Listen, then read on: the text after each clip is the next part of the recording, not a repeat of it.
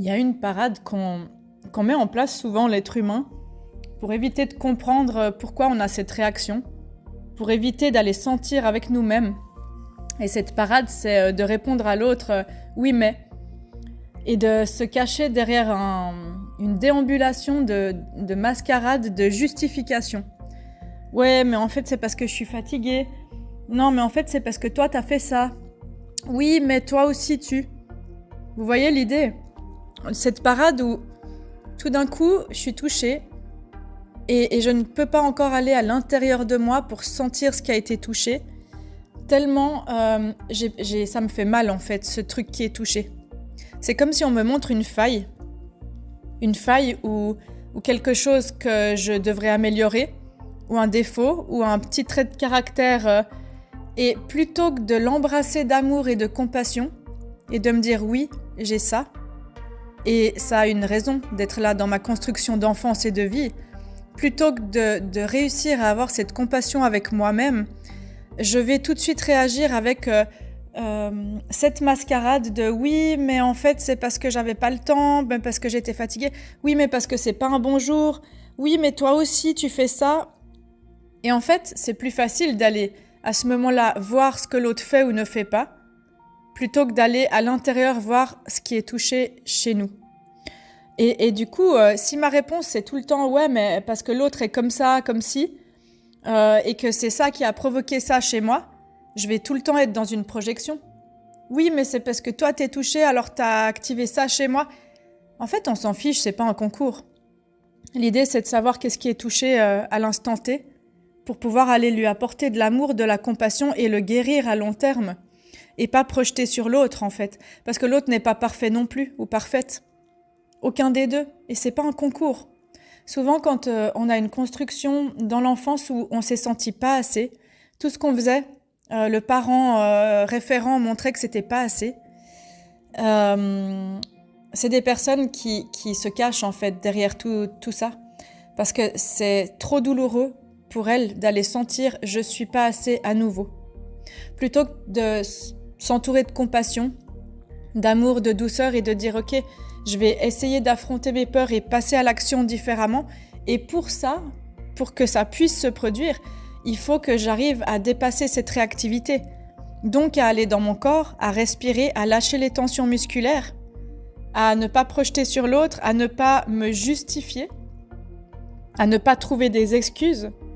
Et à partir de là, il y a un processus sain qui peut s'enclencher. Et du coup, je vais appeler ce podcast, je crois, la mascarade du oui mais et de la justification. Et simplement, observez-vous, posez-vous la question quand vous le faites.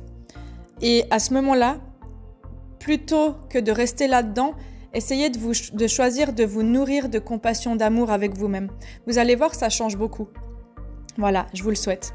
À tout bientôt. Dites-vous aussi que quand ça arrive, vous pouvez paraître froide, distant, sans cœur, sans empathie. Mais en réalité, c'est parce que c'est tellement douloureux d'aller visiter ça, que peut-être vous avez des défauts, que peut-être il y a des choses que vous ne savez pas faire, et qu'on le pointe du doigt, que parfois la blessure narcissique, elle est tellement encore fragile, que quand j'ai pas encore été explorer ça par moi-même, je supporte pas que l'autre le pointe du doigt. Et du coup, je vais me déconnecter de ce que l'autre me fait ressentir à ce moment-là pour surtout pas me mettre en danger. C'est un peu comme avoir une armure. Mais au final, si je reste dans cette armure-là, je vais rouiller, quoi. Je vais rouiller à l'intérieur.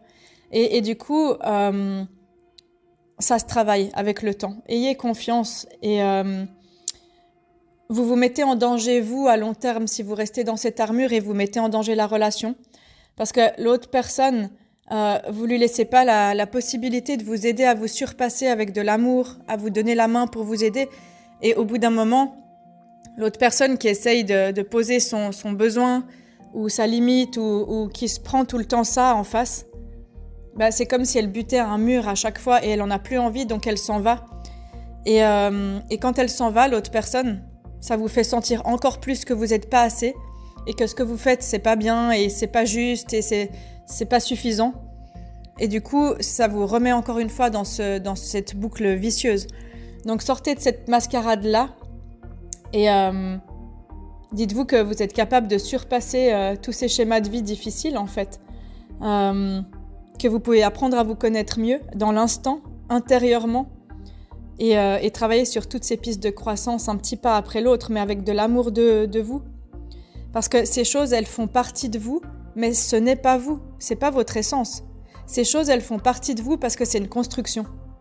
C'est des réactions qui traduisent une blessure profonde en fait. Il y a une connexion entre la réaction que vous avez à l'instant T et l'émotion douloureuse que vous avez vécue à l'époque. Et du coup, bien sûr que c'est un travail d'aller chercher dans les profondeurs, mais dites-vous que l'autre, c'est un cadeau, que l'autre personne en face vous active ça.